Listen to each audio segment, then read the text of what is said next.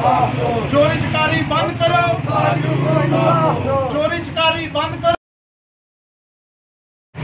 हमारा जनाबे वाला छोटा सा कारोबार है इस गली में जफरवाल में। हम मिनट मजदूरी करते हैं, सेलमैनी बाहर दुकानों पे जाते हैं, लेकिन कुछ ऐसा से हमें चोरी चकारी का सामना है कि आए रोज़ तकरीबन 7-8 साल में 3-4 बार इधर चोरी हो चुकी है। अब दोबारा एक कोरोना में इंतज़ामिया जो हमें ज़बरदस्ती दुकानें बंद करवा के बाद में वो हमारे कारोबार का ख्याल नहीं रख रही, जिसकी वजह से हमें दो बार नुकसान उठाना पड़ा।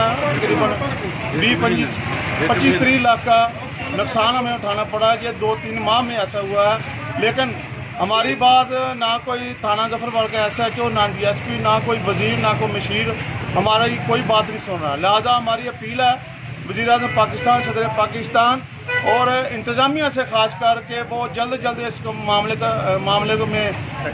मामले को तफ्तीश में लाएँ और चोरों के ख़िलाफ़ कार्रवाई करें।